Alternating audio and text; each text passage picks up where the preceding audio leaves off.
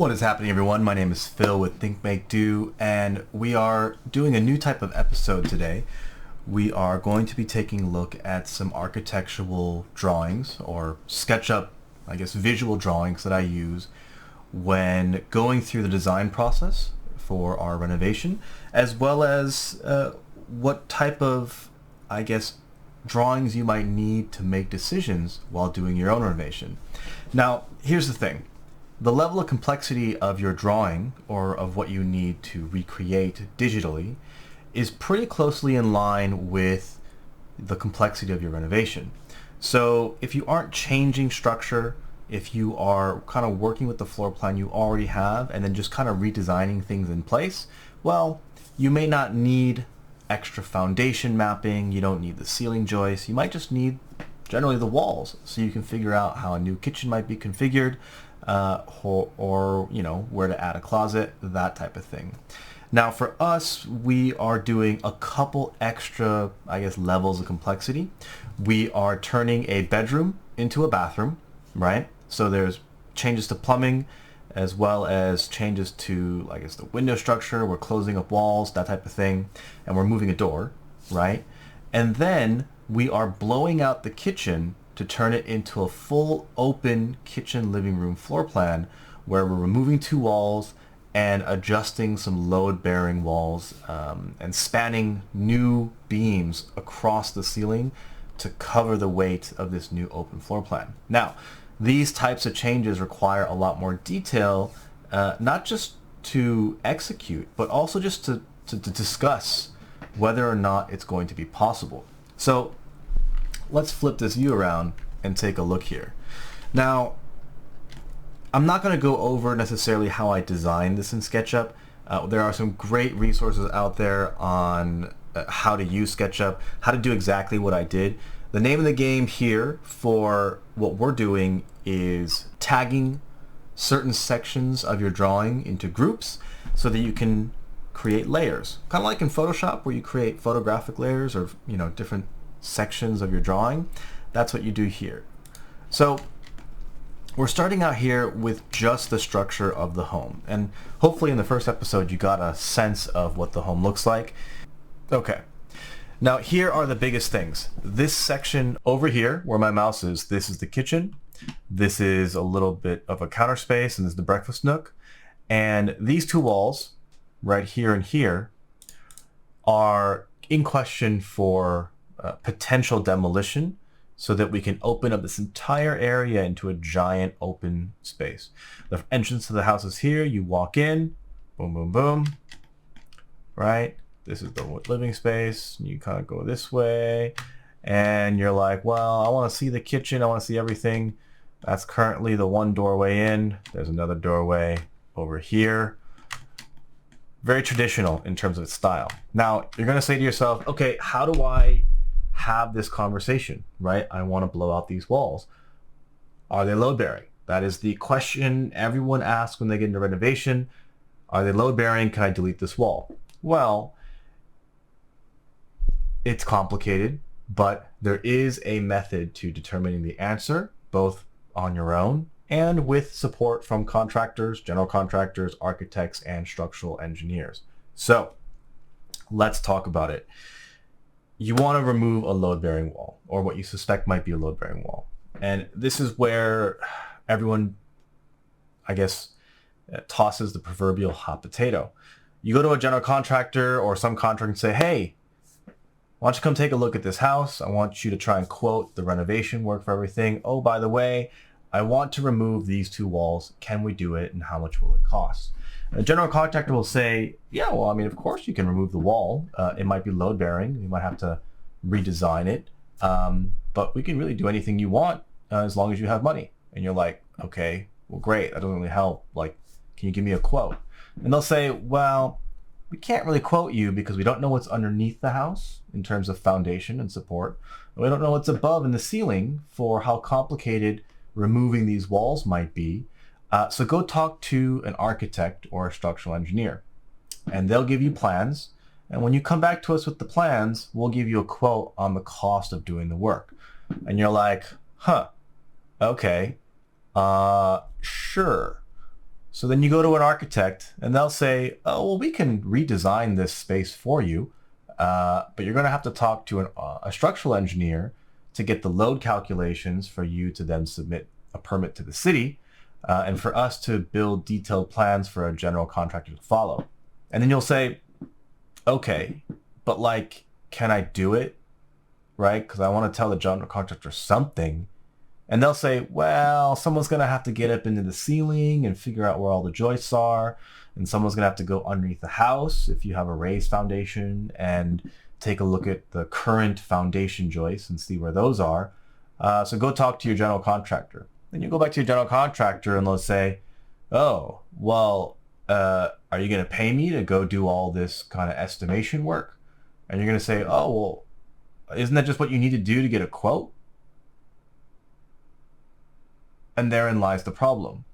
In order for anyone to assist you, you need data points.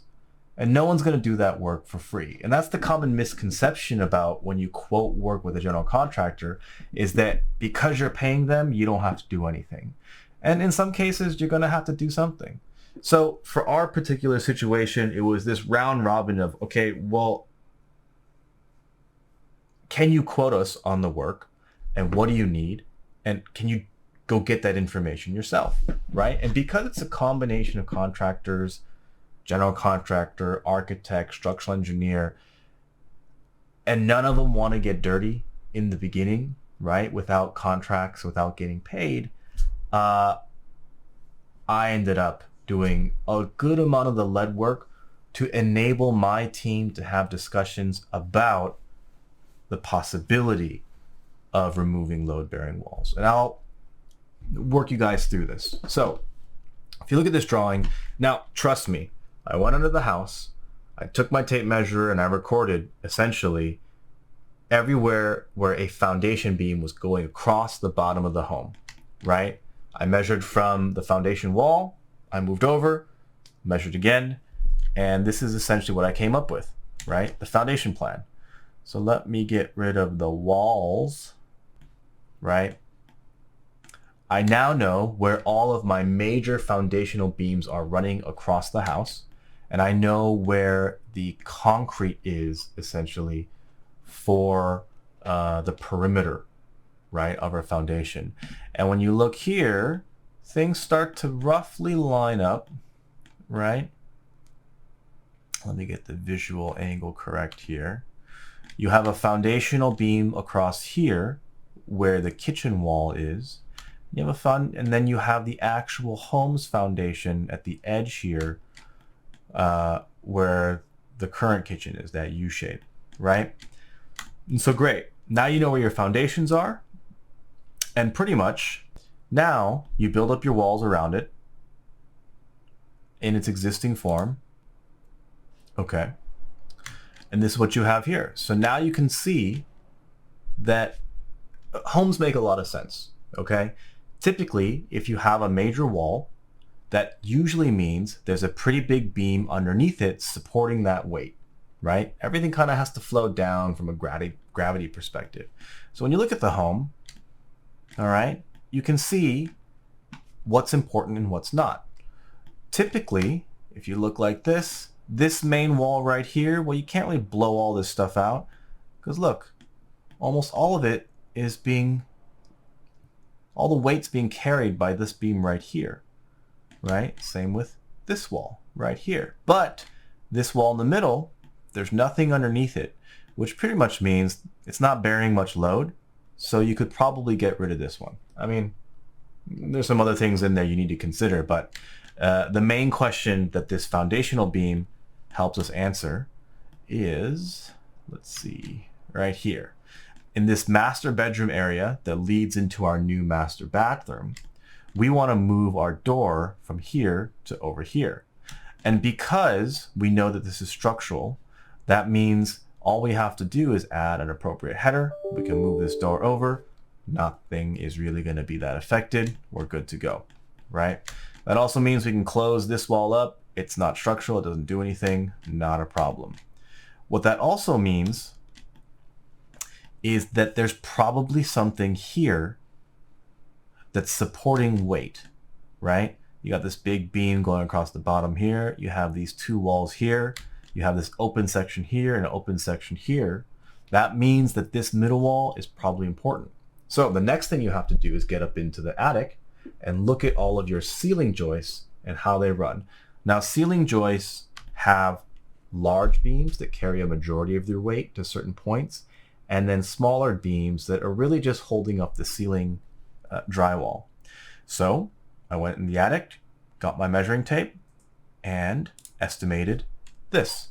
So what you see here are all of the ceiling joists that I saw from this square. This is my attic access. I popped my head up here, and I kind of walked the entire area of the attic to figure out where the direction all my joists were running, right? Parallel or perpendicular. And I found out that we had a couple large beams already carrying a lot of load. So let's look at this section over here, right? You have a central beam going all the way down the middle here. That pretty much means that this wall is load bearing. It probably carries a lot of the ceiling supports, I guess the attic or roof supports. So you can't really move them. But all the rest of these beams going across are really just there to hold drywall, which is why I can move my door from here to here and really not worry. I could remove this whole wall and not worry about it. Not a big deal.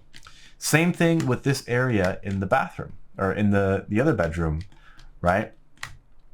All of the joists that are running across that hold up the ceiling, well, those won't really have much of an effect on all these extra walls. So this wall here, all of this over here, you could delete all of this stuff, right?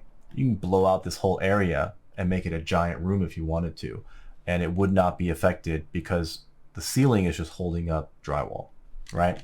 So knowing that, you come over to here in the kitchen, the place where you want to blow everything open, and you say, oh, look, I've got this giant beam here running across that's supporting the weight of ceiling joists that's running from here to here and running from here to there, all the way across, right?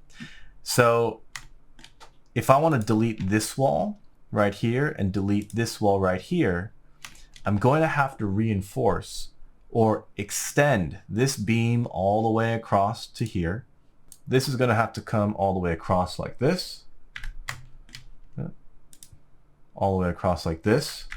And this beam right here is going to have to come all the way across like this, which means that new foundation piles are going to be needed here, here, here, and here.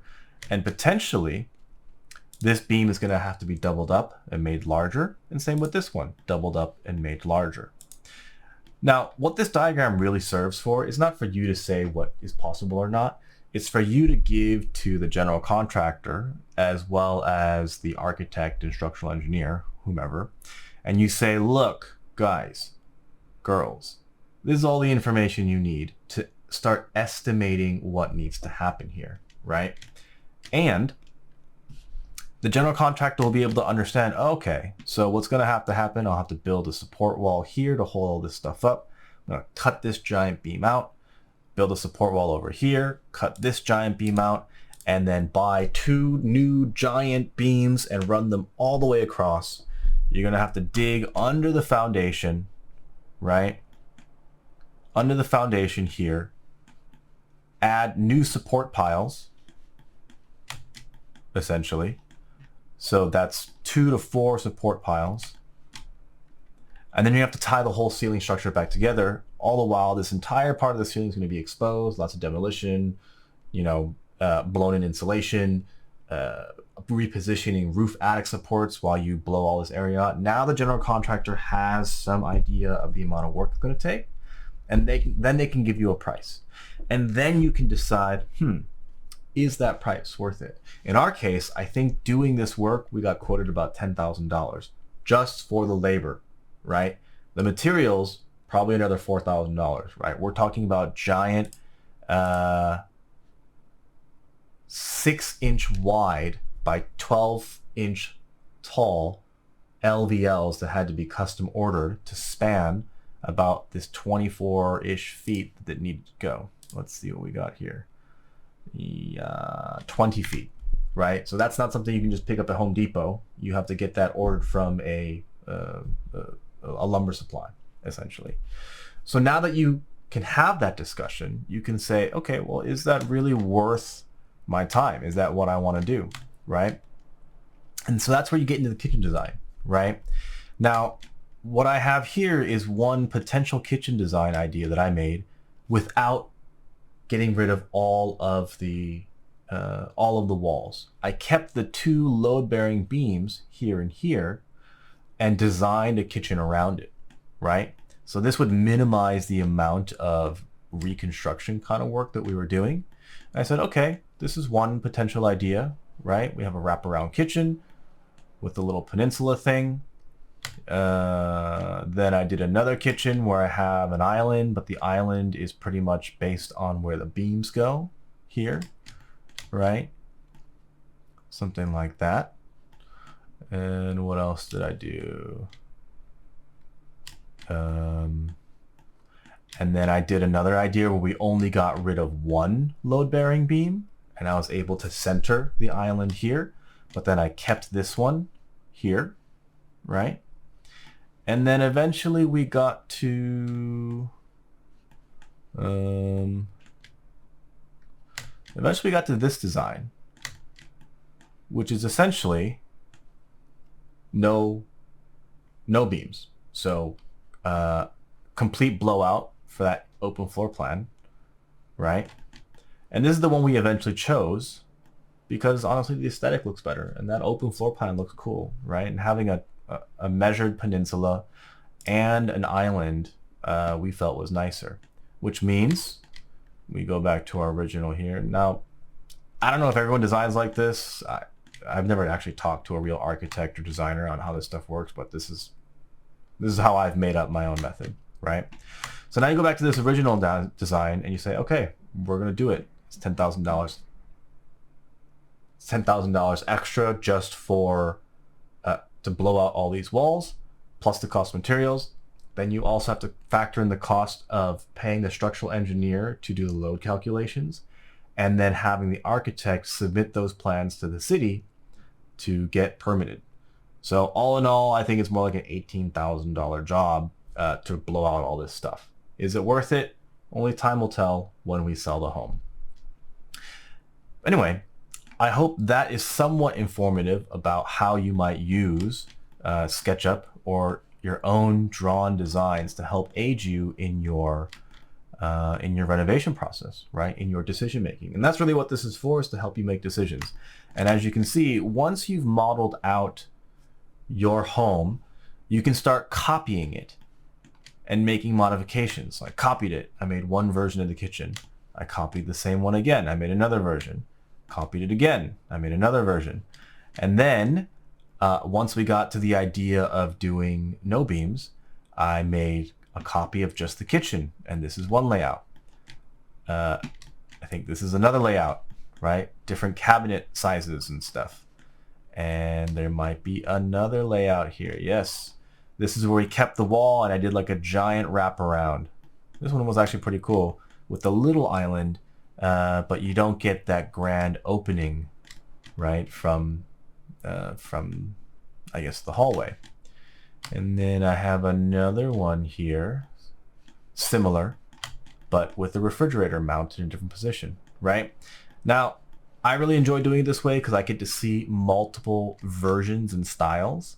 And then it allows me to go to my partners and say, hey, like what do we want to do, right? What are we trying to accomplish? We can visualize it and then we can talk about it, right? In this design, I put the refrigerator in the left-hand side corner, right? In this design, I put a little pantry thing here next to the fridge so it wouldn't be so cramped. Gosh, how many designs did I do? Oh, this one with the refrigerator on this side, right? It just allows you to make a lot of versions. I mean, look at how many I end up making. Now, I swear this is not how other people do it, but then again, I don't even know how people do it, so whatever. Anyway, that's that. Well, that's a wrap for today's video. I really hope you liked this format. I wanted to try and explain a lot of our rationale our decision-making process for these more complex renovations that I've started to work on, and I think it's really fun. So like, comment, definitely subscribe if you think it's valuable information for you. We've got a lot more of this type of video, as well as walkthroughs and progress updates on this build coming soon. So stay tuned, and I'll talk to you next time. Thank you.